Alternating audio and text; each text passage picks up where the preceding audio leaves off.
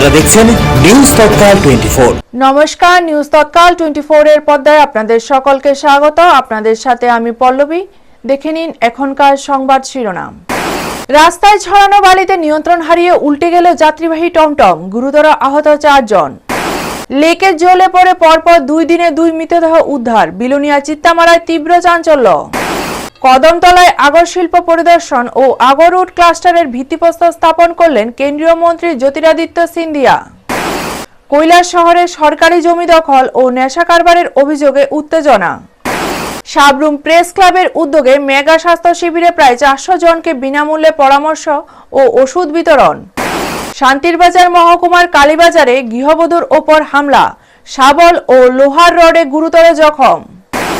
এখন সংবাদ বিস্তারিত। শনিবার বিকেল আনুমানিক 4টা নাগাদ জোলাইবাড়ি কুয়াইফাং নবরামপাড়া এলাকায় একটি যাত্রীবাহী টমটম দুর্ঘটনার কবলে পড়ে। রাস্তায় ছড়িয়ে থাকা বালির উপর দিয়ে যাওয়ার সময় চালক নিয়ন্ত্রণ হারালে টমটমটি উল্টে যায়। দুর্ঘটনায় টমটমে থাকা 4 জন যাত্রী গুরুতরভাবে আহত হন। খবর পেয়ে দ্রুত ঘটনাস্থলে পৌঁছায় জোলাইবাড়ি দমকল বাহিনীর কর্মীরা। তারা আহত কুলপাতে রিয়াং বয়স 39, বিহান ত্রিপুরা বয়স 14, কমলি ত্রিপুরা বয়স 32 ও ধনঞ্জয় ত্রিপুরা বয়স 36কে উদ্ধার করে জোলাইবাড়ি প্রাথমিক স্বাস্থ্য কেন্দ্রে নিয়ে যান। সেখানে প্রাথমিক চিকিৎসার পর জানা যায় কমলি ত্রিপুরার মাথায় গুরুতর আঘাত লেগেছে এবং নাবালক বিহান ত্রিপুরাও আশঙ্কাজনক অবস্থায় রয়েছেন। দুজনের শারীরিক অবস্থার অবনতি হওয়ায় উন্নত চিকিৎসার জন্য তাদের শান্তিরবাজার জেলা হাসপাতালে রেফার করা হয়। এদিকে দুর্ঘটনাকে কেন্দ্র করে ক্ষোভ প্রকাশ করেছেন স্থানীয় বাসিন্দারা। তাদের অভিযোগ, দীর্ঘদিন ধরেই রাস্তায় অবাধে বালি ফেলে রাখা হচ্ছে, যার ফলে প্রতিনিয়ত দুর্ঘটনার ঝুঁকি বেড়ে চলেছে।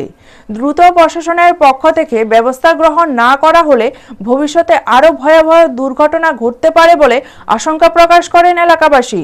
ভিডিও রিপোর্ট, নিউজ তৎকাল 24।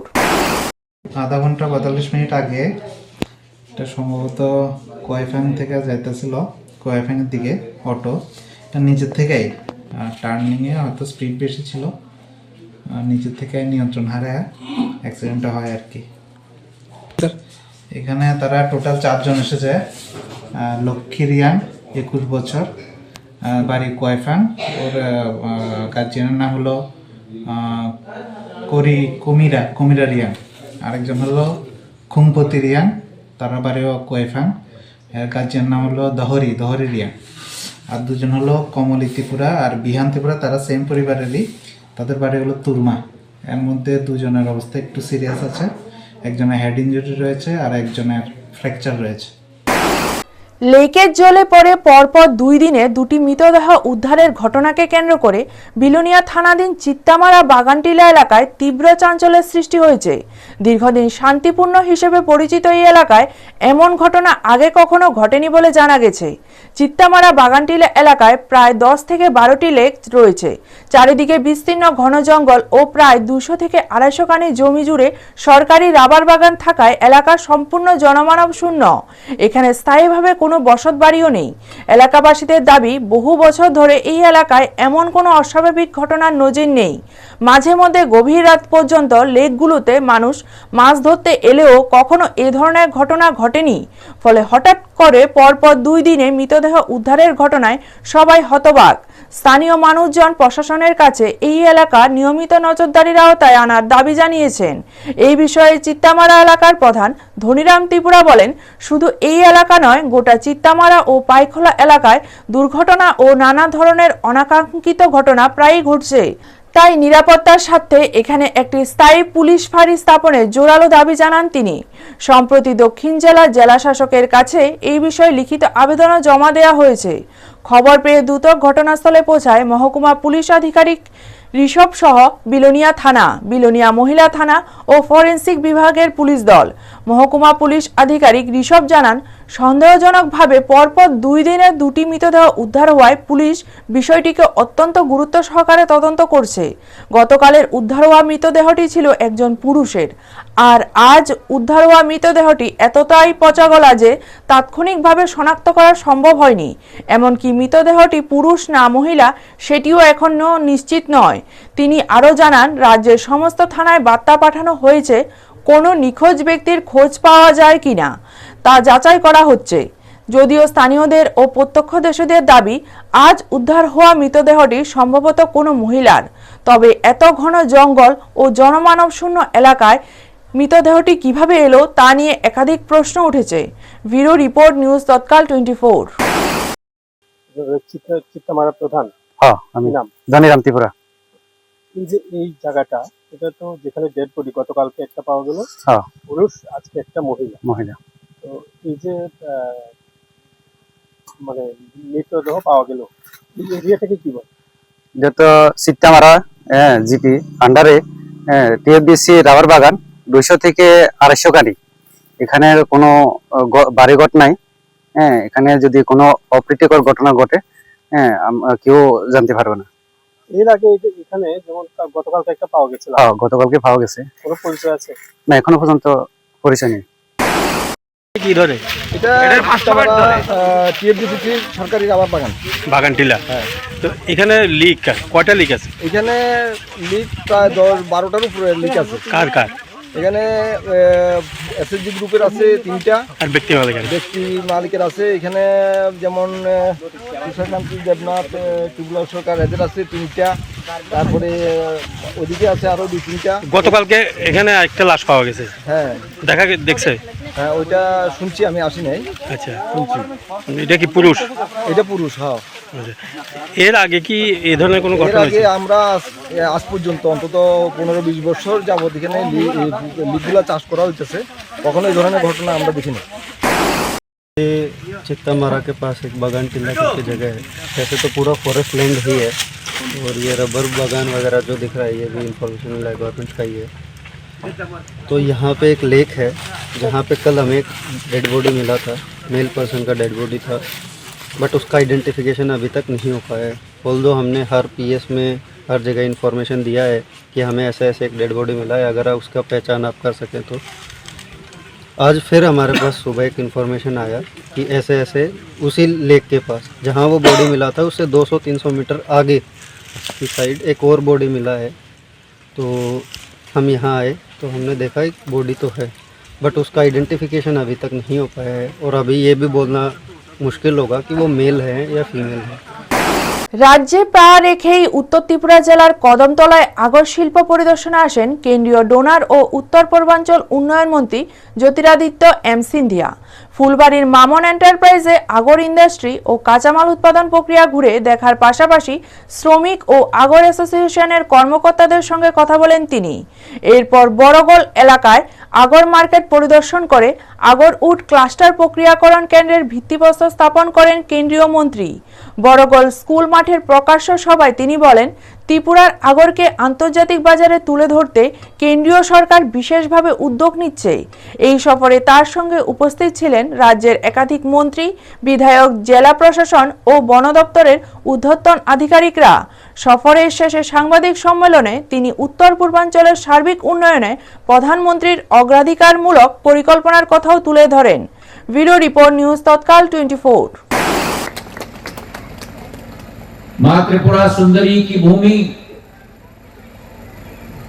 देश के सभी शक्ति पीठों में से शक्ति पीठ, और जिस प्रकृति में एक तरफ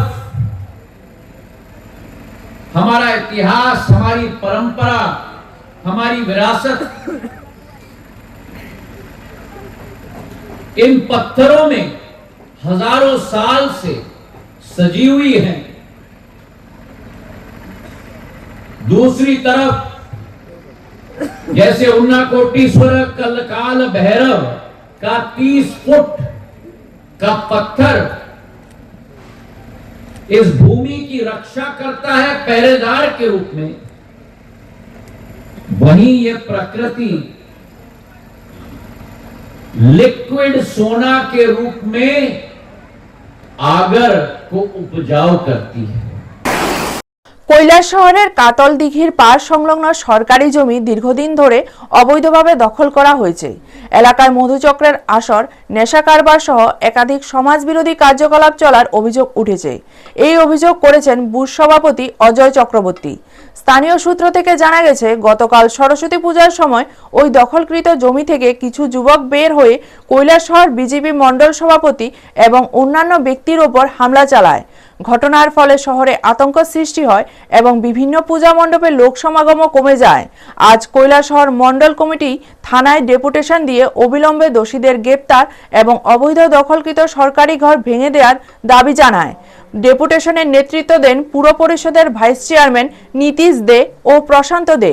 নীতিশ দে বলেন, সরকারি জমি দখল করে নেশা ও অন্যান্য অসামাজিক কার্যকলাপ চলছে, যা সাধারণ মানুষ ও বিশেষ করে মহিলাদের জন্য আতঙ্কের কারণ। প্রশাসন দ্রুত কঠোর ব্যবস্থা নিক। এলাকায় উত্তেজনা বিরাজ করছে। এখন দেখার বিষয় প্রশাসন কত দ্রুত আইন শৃঙ্খলা পুনরুদ্ধার করে এই চক্র ভাঙতে সক্ষম হয়। ব্যুরো রিপোর্ট, নিউজ তৎকাল 24।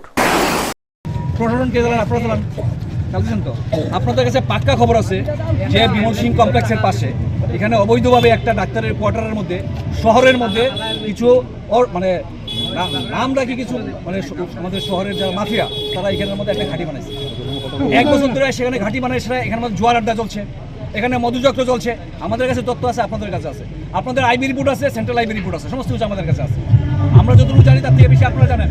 কিন্তু এই গত 1 বছর ধরে এখানে সমস্ত মাফিয়ারা বসে এখানের মধ্যে একতরফা রাজ চলছে, সমস্ত ব্ল্যাকমেলিং, এখান থেকে যত জিনিস ব্ল্যাকিং হইতেছে সমস্ত কিছু এখান থেকে নেটওয়ার্ক চালু হইতেছে।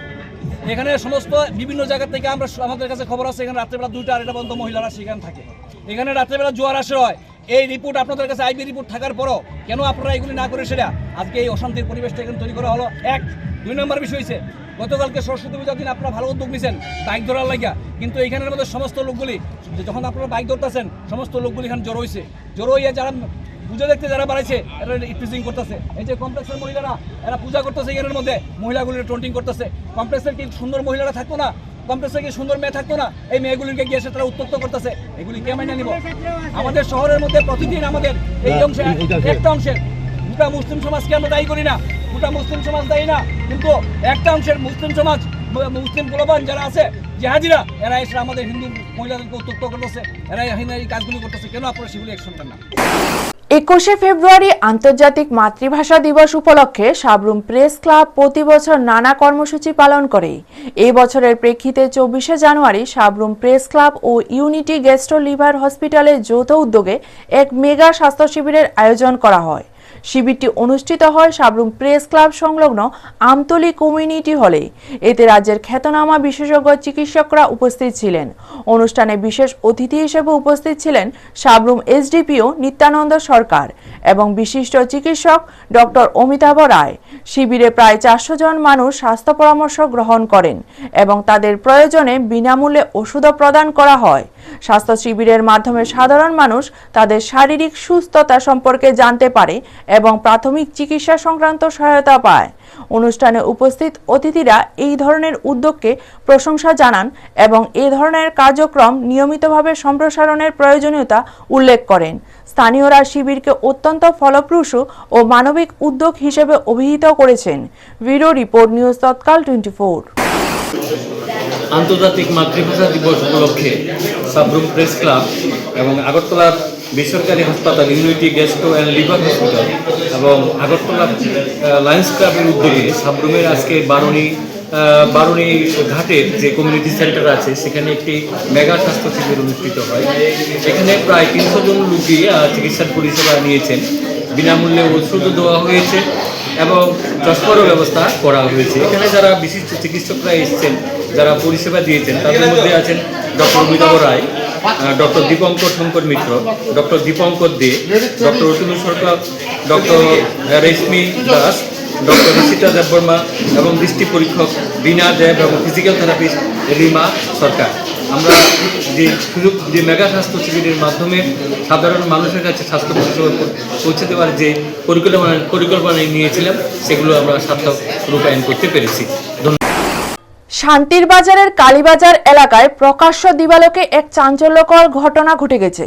জানা গেছে নন্দিতা মজুমদার নামে এক গৃহবধূর ওপর তার ভাসুর দিলীপ মজুমদার হঠাৎ আক্রমণ চালান। ঘটনাটি শনিবার দুপুর 1টার দিকে ঘটে। স্থানীয়রা জানায় কোনো প্ররোচনা ছাড়াই উত্তেজিত অবস্থায় দিলীপ মজুমদার লোহার রড ও শাবল নিয়ে নন্দিতা মজুমদারের ওপর ঝাঁপিয়ে পড়েন।